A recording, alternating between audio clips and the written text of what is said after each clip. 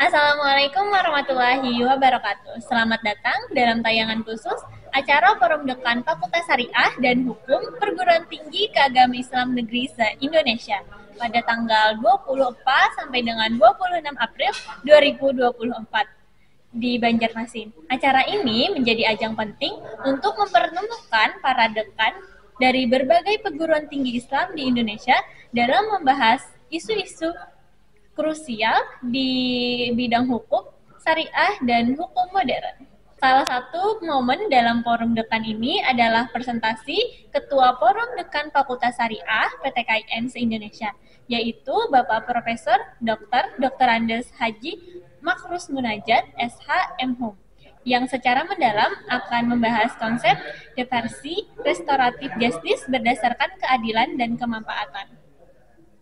Restoratif justice tidak hanya berfokus pada hukuman, tetapi lebih pada upaya menciptakan keadilan yang adil dan kemanfaatan semua pihak yang terlibat, baik korban, pelaku, maupun masyarakat luas. Ketua Forum Dekan menyorot pentingnya pendekatan restoratif justice yang berlandaskan nilai-nilai syariah yang tidak hanya melihat pada aspek hukum formal, tetapi juga mempertimbangkan kebermanfaatan dan keseimbangan hak-hak sosial. Beliau juga menekankan bagaimana pentingnya memahami keanekaragaman dan penerapan restoratif justice dengan memperhatikan kearifan lokal dan konteks budaya yang dengan memperhatikan kearifan lokal dan konteks budaya setempat.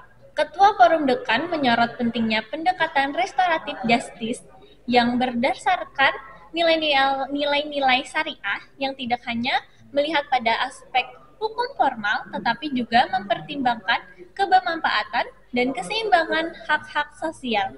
Beliau juga menekankan bagaimana pentingnya memahami keanekaragaman dalam menerapkan restoratif justice dengan memperhatikan kearifan lokal dan konteks kebudayaan setempat. Dalam presentasi ini, Ketua Forum Dekan mengajak para akademisi dan praktis hukum untuk berperan aktif dalam mengkaji lebih dalam tentang pendekatan restoratif justice guna menciptakan solusi hukum yang lebih manusiawi, relevan, dan bermanfaat bagi masyarakat.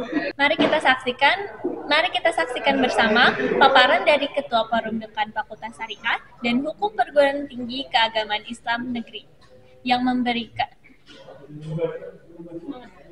mengenai restoratif justice berbasis keadilan dan kebermanfaatan. Sebelum menyerahkan ke pembicara pertama, izinkan saya menyebutkan biodata singkat Profesor Dr.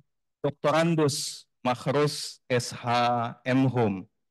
Beliau adalah guru besar dari UIN Sunan Kalijaga, Yogyakarta, sekaligus Ketua Forum Dekan Fakultas Syariah dan Hukum PTKIN seluruh Indonesia sejak tahun 2023. Ketua Jurusan Jinayah Siasah periode 2002 sampai 2010, dan di bagian awal masa itulah saya bertemu beliau, di mana saya sebagai mahasiswa S1 di jurusan tersebut. Pak Marus dipercaya memimpin Pusat Audit dan Pengendalian Mutu UIN Sunan Kalijaga sebelum memegang amanah sebagai Wakil Dekan 2 di periode 2015 sampai 2020, dan akhirnya sebagai dekan di periode ini. Beliau menulis banyak buku, setidaknya 11 yang disebut di CV yang diberikan kepada saya, mayoritasnya bertema hukum pidana dan fikih jinayah. Yang terakhir terbit tahun 2022 berjudul Peradilan Pidana Anak di Indonesia, terbitan Sinar Grafika Jakarta. Baiklah, tanpa berpanjang lebar lagi, marilah kita sambut pembicara pertama, Profesor Makhrus, dengan judul presentasi diversi dan restoratif justice berasaskan keadilan dan kemanfaatan. Waktu Bapak kurang lebih 15 menit, kami persilahkan.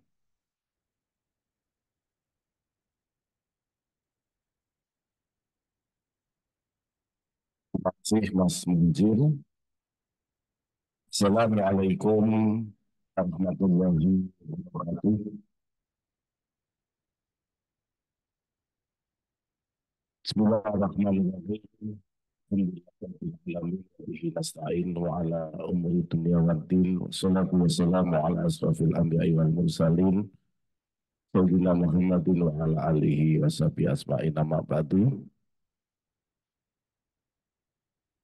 Yang kami hormati kolega kita para narasumber, Profesor Jalaluddin di Sari Banjarmasin, ada guru kita negara Bapak Profesor Dr. Burhanuddin selaku Jaksa Agung ya, Republik Indonesia, pun tidak bisa hadir secara luring ya, tapi kita sudah berusaha. Tidaknya kita sudah konfirmasi sampai 3 kali ya. Tapi terakhir beliau mengatakan tidak bisa hadir, ada acara bersamaan di Bali yang nanti jam 11 tepat masuk lewat Zoom. Kemudian Hidayat dari University Malaya dari Malaysia yang nanti bergabung online. Bapak Ibu Dekan yang saya hormati dan para peserta yang berbahagia, jadi ya, izinkan saya menyampaikan secara singkat. Jadi tema ini sebenarnya mengikuti dari keinginan Jaksa Agung. Memang Jaksa Agung kita itu C, proposal itu berbicara tentang konsep restoratif justice dalam sistem peradilan pidana. Akhirnya kita mengambil tema pengusungnya itu sebagaimana yang diangkat oleh beliau, itu tentang restoratif justice ya. Dan kemarin kita juga baru bicara di Pasca tentang keadilan restoratif justice ya. Ya. Nah, Ibu dan Bapak yang saya hormati, waktu kita sangat singkat ya, 15 menit ya. Jadi kalau saya ngomong mungkin baru pembukaan ya. Tapi kalau Bapak dan Ibu itu bicara ilmiah itu sudah sungkan ya. Jauh-jauh dari kampung ke Banjarmasin kok bicara ilmiah. Kan? Tapi mungkin acara intinya adalah besok pagi sehari. Jadi ini untuk mengantarkan, mengesahkan kita itu melakukan perjalanan dinas katanya. Jadi harus ada international conference. Ya, Prof. Kamar ya. Ya. Ya. Oke, Ibu dan Bapak yang saya hormati, paling tidak nanti kalau menurut teorinya Muhammad Syahrul itu ya, orang seminar itu menggunakan 2 teori. Yang pertama adalah teori halatul haddul a'la wa halatul haddul adna. Ada batas maksimal, ada batas minimal. Kalau batas minimal itu ya, kalau kita mulai jam 10 ya mundur sedikit boleh. Jam 10 nanti ya jam 10. 10 menit boleh. Tapi kalau selesai itu harus menggunakan teori batas maksimal. Halatul haddul a'la. Selesainya jam berapa nanti? Kalau jadwal kita sampai jam 10.30 ya berarti itu maksimal. Tapi kalau sebelum jam 10.30 selesai itu fardu kifayah. Malah itu mungkin sunnah muakkad ya itu. Jadi boleh selesai sebelum waktunya. Ya. Restoratif justice itu sebenarnya kita ingin berbicara secara hukum, tetapi ada keadilan yang sifatnya keadilan itu ada yang abadi, tapi ada keadilan itu bersifat permanen. Ya. Nah kalau orang ditanya, Pak itu hak asasi manusia itu terletaknya di mana? Nah, hak asasi manusia adalah universal, tapi universalisme hak asasi manusia itu ada pada partikularismenya. Jadi umum hak asasi manusia itu ada pada keterbatasan. Jadi kalau umum semua malah bukan hak asasi manusia. Jadi ada keterbatasan, dibatasi. Jadi hak asasi manusia itu umum tapi dibatasi. Kalau umum maka tidak ada orang di penjara itu melanggar hak asasi manusia. Tidak ada orang dibunuh atau dikenakan hukuman-hukuman mati. Tapi karena asasi manusia itu adalah bersifat universal, universal itu ada pada partikularismenya. Nah, saya sedikit akan mengantarkan, mungkin dalam Islam itu ada keyword kata kunci ya. Ya. Kalau sistem peradilan di Indonesia itu ada sistem litigasi. Kalau litigasi itu mengacunya kepada 3 prinsip. Yang pertama adalah legal justice, yang kedua adalah justice, yang ketiga adalah utilitarianisme. Tetapi ternyata ketika ditelusuri, sistem litigasi itu akan menimbulkan suatu kecemburuan sosial, dan disitulah legal justice itu nampak sering terjadi ada ketidakadilan. Kenapa? Karena ada pihak yang berhadapan atau pihak yang berlawan. Jadi kalau pengadilan formal itu pasti ada pihak yang menang dan yang kalah. Yang kalah pasti menganggap hukum tidak adil.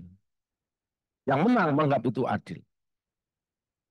Nah, maka di dalam Islam itu diberikan beberapa alternatif sebenarnya, walaupun di situ tidak dikatakan sebagai suatu bentuk restoratif justice.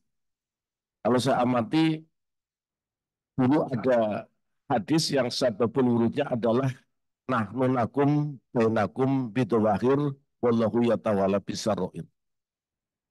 Mungkin kalau makalah saya sudah ada, nanti bisa di-share saja, tapi saya tidak mungkin akan menyampaikan slide dari 1 sampai 37. Itu bisa makan waktu 12 jam. Nanti kalau sudah selesai stop aja ya Mas. Ya. Nah, itu ada seorang saudara yang merasa memiliki hak harta benda, hingga disebut dengan istilah sengketa. Ya. Kemudian orang itu kemudian mendatangi Rasul untuk mendapatkan suatu keadilan. Sampai pada suatu saat kemudian Rasul bertanya, hendak apa kau datang ke tempatku? Saya ingin mendapatkan keadilan ya Rasul. Apa? Ini hartaku tapi diakui oleh saudaraku. Yang lain juga mengatakan ini juga hartaku, tapi diakui oleh saudaraku ya Rasul. Loh, kenapa saudara datang ke tempat saya? Karena saya ingin menyelesaikan yang adil ya Rasul. Kemudian Rasul mengatakan, loh, Anda salah datang ke tempat saya. Enggak, saya tidak salah ya Rasul. Saya benar. Rasul mengatakan, Anna basaru mislukum. Saya manusia biasa seperti Anda, yang tidak tahu apa yang sesungguhnya. Yang tahu yang adil adalah saudara sendiri, bukan saya. Itu justice. Ternyata justice itu adalah semu. Kemudian, tapi saya ingin tetap diputuskan Rasul. Nah, Rasul mengatakan, baik. Kalau saudara ingin diputuskan saya, akan saya putuskan. Apa? Nahnu nakum bainakum bitawahir. Saya akan memutuskan berdasarkan yang zahir, maka saudara harus bisa membuktikan. Al-bayyinu alal mudai wal yaminu alal mangkar. Saudara yang menggugat silakan buktikan, dan siapa yang digugat, kalau dia tidak setuju harus bersumpah.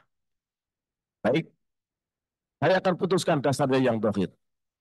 Tapi Rasul mengatakan, tapi nanti seandainya saya putuskan saudara ini yang menang, tapi saudara hanya menipu daya saudaramu, berarti saya telah memberikan api neraka yang akan kau pikul di hari kiamat.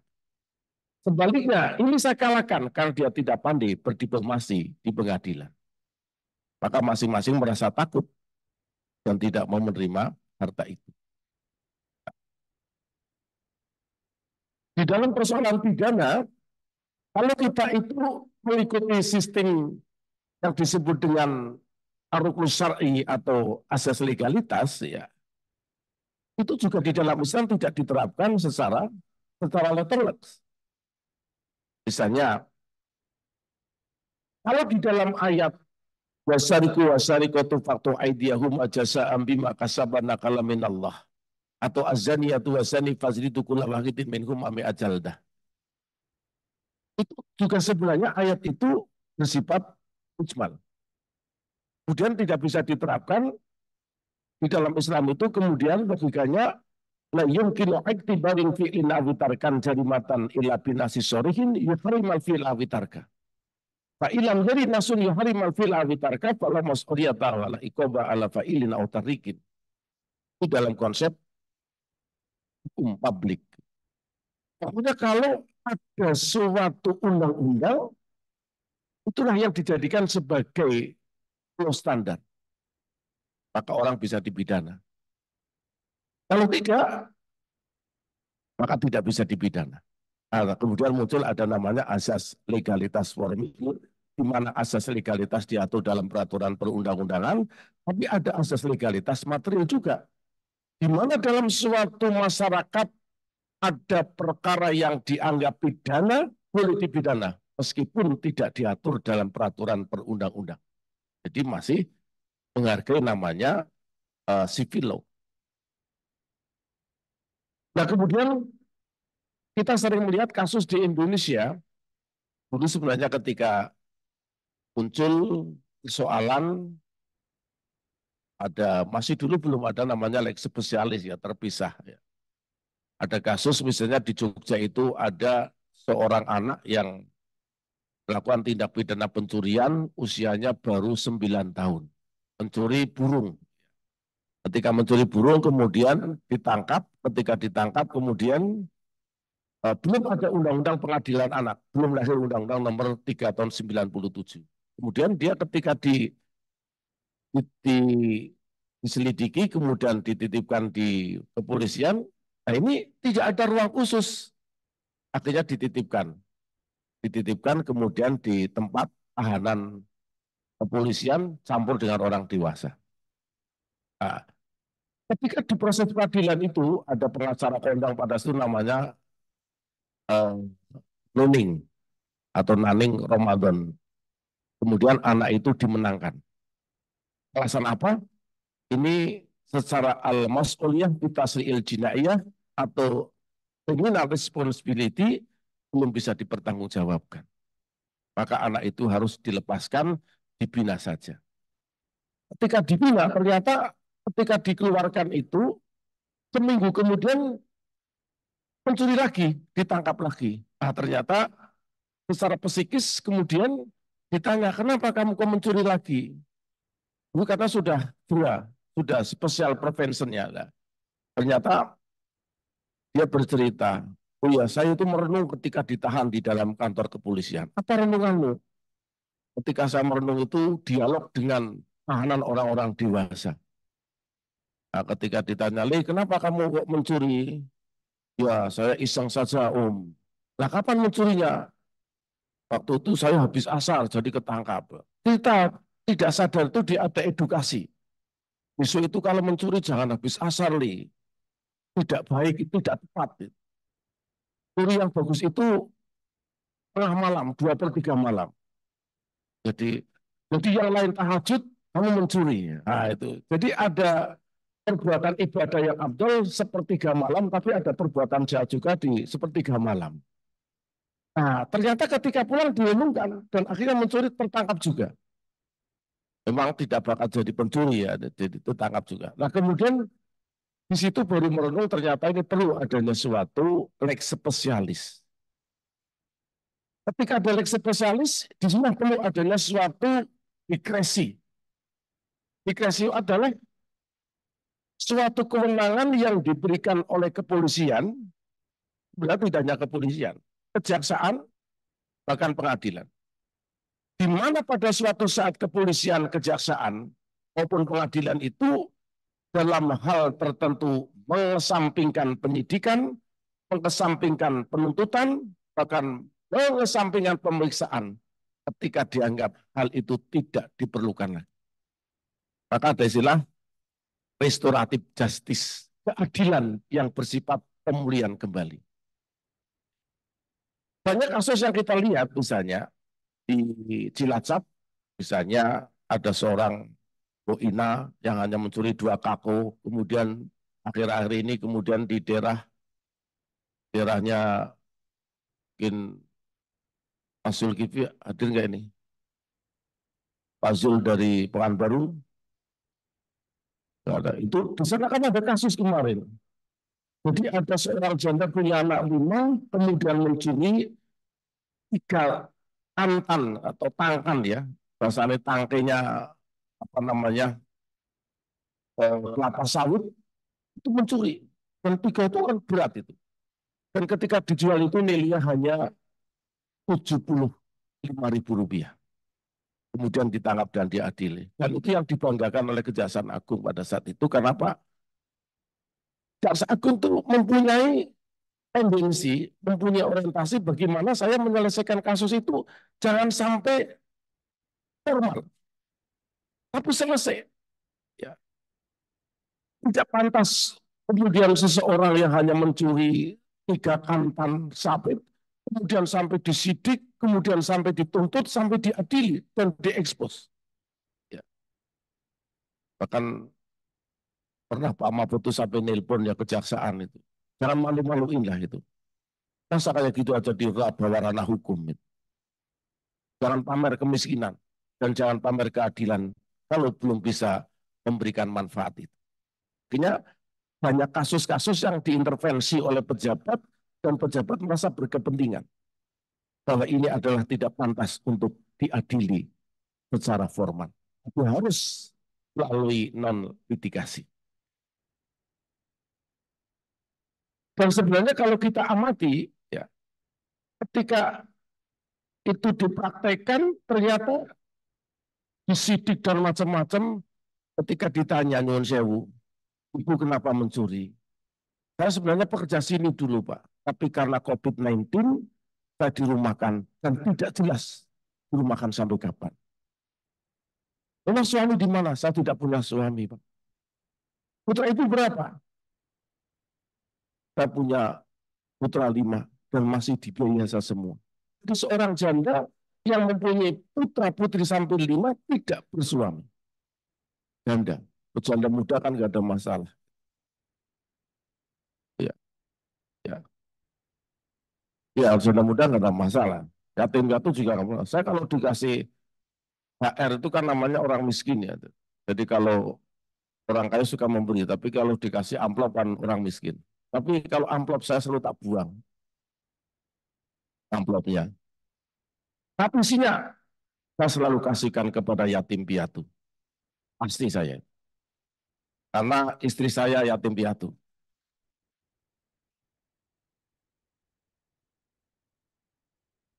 Nah, nah, nah. Maka di dalam konsep restoratif justice itu dulu tidak ada teori tapi dipraktikkan oleh Nabi. Maka pada suatu saat saya katakan ketika ada 2 peristiwa, pada suatu saat yang namanya Fatimah binti Aswad itu mencuri, ini orang kaya, tapi profesinya suka mencuri dan ngapusi itu. Begitu ditangkap, Rasul tidak ada ampun. Karena di sini ada namanya legal justice. Kenapa? Yang dilakukan adalah norma. Maka ketika ditangkap, kemudian seorang ponakan Nabi meminta, ya Rasul, kalau bisa diberikan amnesti saja ini. Ini orang besar. Ini kalau dihukum akan jadi masalah. Ini orang keras akan marah. Rasul menyatakan tidak. Saya harus tegakkan dalam hal ini ada legal justice. Maka Rasul mengatakan pada saat itu, Ayuhanas, annama halaka man qablahum kanu idza sarqa fihim musarifa tarakuhu wa idza sarqa fihim mutaib aqamul had. Ayuhumullah. Nafsi biyadihi lau Fatimah binti Muhammad fa'ala laqatatu yadaha. Legal justice diterapkan pada saat itu. Saya akan benci terhadap permintaan saudara. Demi Allah saya bersumpah. Yang menyebabkan bangsa-bangsa kita itu hancur. Sebelum kita hancur, kenapa? Ketika ada kejahatan dilakukan oleh bangsa lain dibiarkan. Sebaliknya ketika ada kejahatan dilakukan oleh yang lemah, mereka tegakkan hukum dengan seadil-adilnya. Maka saya sebagai Rasul bersumpah demi Allah.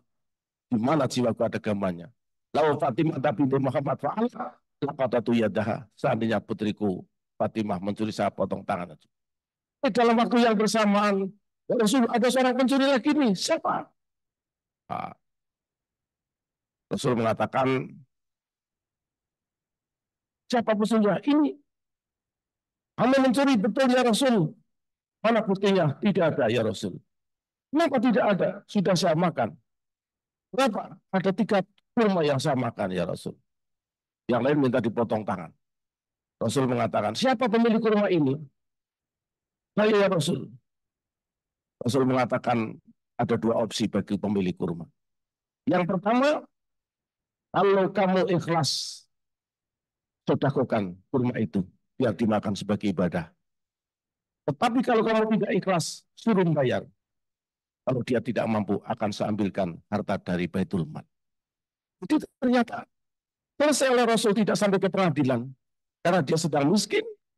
Maka Rasul mengatakan ini adanya suatu restorasi. Maka Rasul mengatakan saya tidak akan menghukum orang ini karena idra'ul hududa bisubhat. Saya harus mengambil hukuman had ketika terjadi perbuatan-perbuatan pidana yang ada unsur keraguan. Ayu sabit, boleh sabit. Bisa terjadi orang ini mencuri, tetapi bisa terjadi orang itu tidak bisa dikenakan hukuman. Atau sebaliknya, orang ini kan dihukum, bisa terjadi salah. Maka ada hadis terkenal, la ayyutial imamu fil afi, baru ayyutial imamu fil ukubah. Seorang hakim lebih baik salah memaafkan daripada salah menjatuhkan.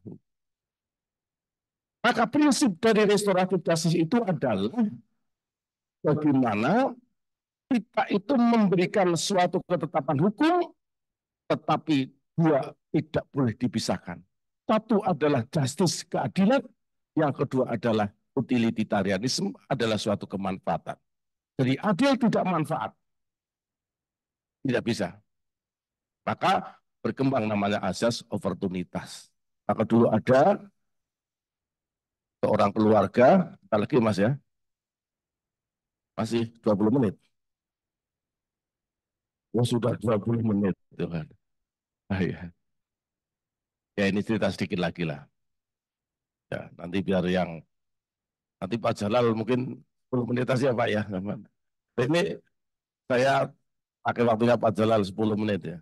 Nanti HR-nya yang separuh untuk saya. Nah, otomatis bisa. Ketika ada seorang keluarga yang sedang piknik waktu di Jawa Timur, kemudian pulang dari piknik itu, yang terkenal ya kasus itu, tiba-tiba anak-anak itu dianggap sudah masuk di dalam mobil semua. Ternyata anak yang paling kecil itu main petak umpet dan bersembunyi di belakang roda mobil. Seorang ayah tahunya sudah masuk, kemudian dia parkir mundur, pergilas anaknya, meninggal. Ketika meninggal, ibunya shock, stres berat. Ibunya, bapaknya ditahan, merasa ada suatu kelalaian.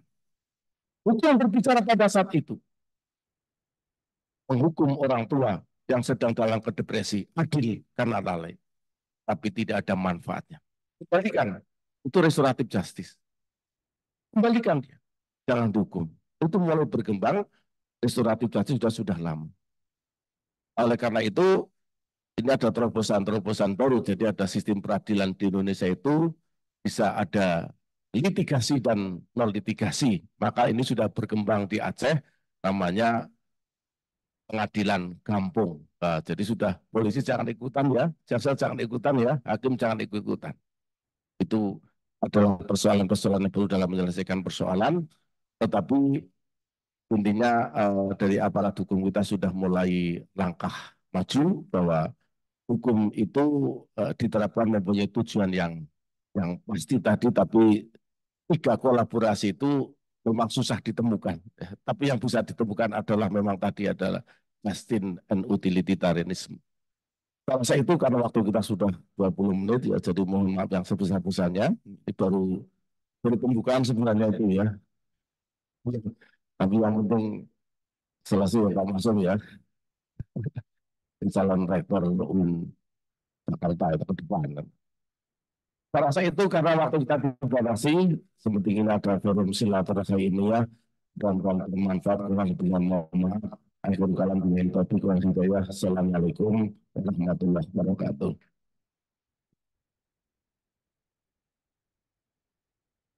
Ada waktu 5 menit. Barangkali ada yang mau berkomentar satu saja. Belum kita pindah ke sesi dengan Pak Jaksa Agung. Oh, ada satu orang. Gih,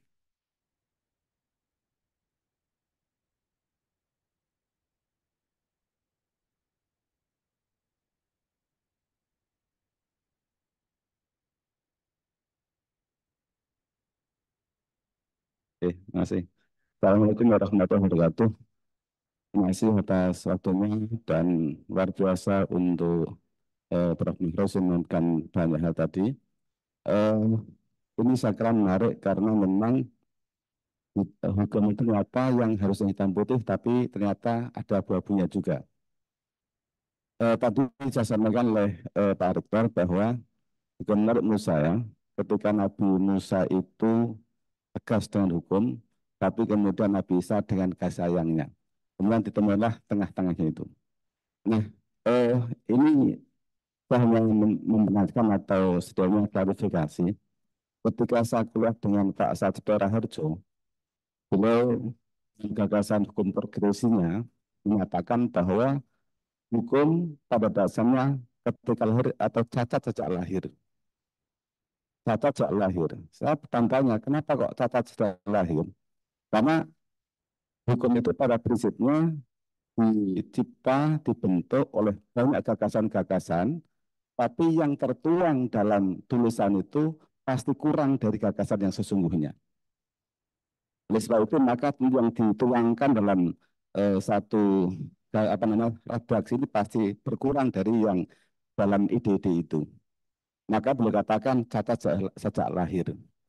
Nah, oleh sebab itu, maka dalam konteks sebagai seorang hakim, maka dia harus menggunakan hukum progresif. Jadi tidak hanya terpaku pada redaksi saja. Memang diakui atau tidak, Indonesia kan negara hukum yang sivil, yang mendasarkan pada yang tertulis. Istilah banyak perusahaan-perusahaan yang mungkin disesuaikan menurut beliau dengan hukum progresif. Nah, terkait dengan restoratif justice ini, saya kira ada keterkaitan, yang artinya bahwa ada hal yang lain yang bisa diselesaikan. Nah, pertanyaan saya adalah pertama, bagaimana dalam konteks restoratif justice ini bisa menjadi sebuah langkah dengan ukuran seperti apa? Misalnya tadi contoh yang terakhir, bahwa seorang bapak yang tidak sengaja tadi, kemudian melakukan kesalahan, harus dihukum, kemudian ibunya juga mungkin depresi, dan kehilangan anak. Ini seperti apa?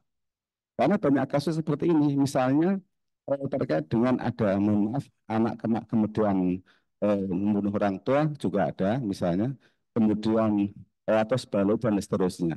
Sehingga ukuran idealnya seperti apa? Satu itu. Yang kedua, bagaimana dengan persoalan korupsi yang banyak di Indonesia ini? Apakah kemudian harus dihukum atau memang harus mengembalikan atau bagaimana? Bukan bisa tawaran dari sebuah forum ini. Bagaimana? Ngapain kita harus menghukum, tapi uangnya mereka bisa nikmati setelah keluar dari hukuman misalnya. Apakah ini ada satu langkah dari forum ini untuk menetapkan satu langkah restoratif justice misalnya?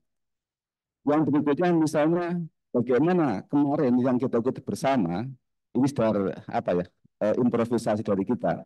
Ketika kasus Sambo misalnya, Kalau boleh satu saja, Pak.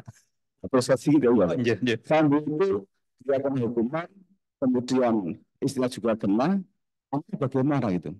Sementara kesalahan ditanggung banyak orang itu sebuah kesalahan yang cukup fundamental. Ya, coba masih. Assalamualaikum warahmatullahi wabarakatuh. Ya, terima kasih Prof. Gafur dari UIN Wali Songo Semarang. Ini baru dilantik itu 3 hari yang lalu. Ini yang menggantikan posisi Pak Kiai Arja.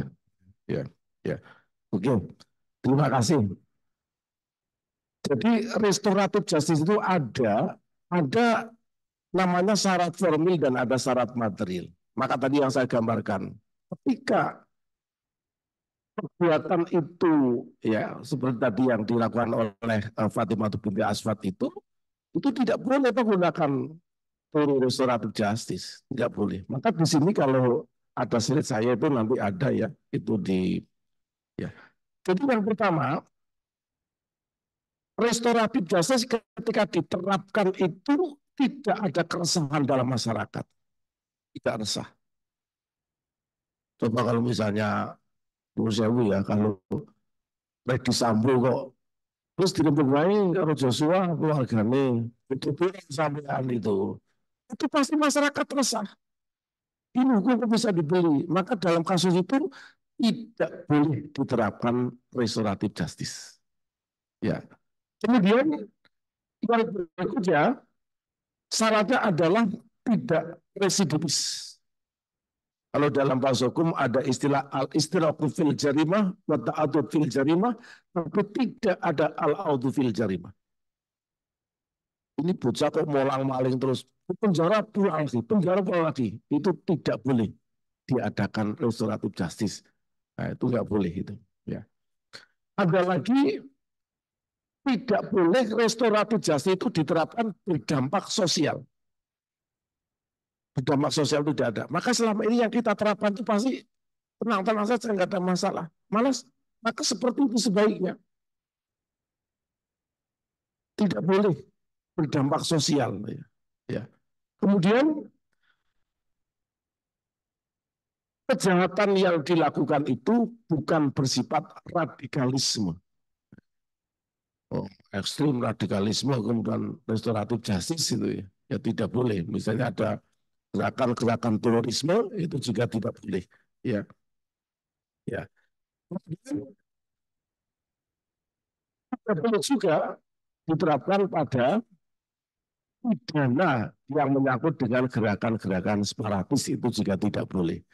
Jadi artinya intinya ketika di dalam penerapan keadilan restoratif dengan menggunakan sarana peradilan non formal atau non litigasi itu yang perlu dibangun adalah diperhatikan syarat-syarat yang bersifat material. Itu perlu dipertimbangkan dan itu sudah disepakati baik dalam tingkat penyidikan, di dalam tingkat penuntutan maupun di dalam pemeriksaan. Tentu ada tahapan. Kalau di dalam sistem peradilan pidana anak itu tahapannya sampai panjang sekali itu ya. Bisa terjadi diversi dengan menerapkan restoratif justice itu pada tingkat penyidikan selesai beres. Tapi kalau tidak naik penyidikan, naik menjadi penuntutan. Penuntutan bisa terjadi justru ada restoratif justice. Kalau tidak, bisa terjadi naikkan menjadi tingkat pemeriksaan. Nah, jadi memang ada pertimbangan-pertimbangan tertentu. Ya. Saya rasa itu yang menjadi pertimbangan di dalam dunia hukum kita, artinya bahwa restoratif justice itu berkembang karena biasanya begini, objek sengketa di dalam pidana di Indonesia itu biasanya bisa terjadi satu namanya norma. Yang dilanggar adalah norma. Kalau norma itu biasanya selesainya itu dengan birokratik. Kenapa? Karena ending putusannya adalah yang diinginkan adalah legal justice. Tapi ada dua yang disebut dengan sengketa tapi harta benda. Maka selesainya di sini itu tidak perlu birokratik tapi perlu kompromistik. Kenapa? Karena endingnya adalah social justice. Dan yang ketiga yang dilanggar adalah harga diri. Maka perlu penyelesaian secara humanistik karena yang diinginkan adalah bukan legal, bukan sosial, tapi adalah moral justice. Itu jadi gimana, Mas? Sudah habis. Oke, sudah habis, tidak ada toleransi. Yang terakhir saya akan baca pantun. Ya. Pantun saya itu untuk Pak Dirman ini. Kesepian tanpa kekasih. Cukup sekian, terima kasih. Assalamualaikum warahmatullahi wabarakatuh.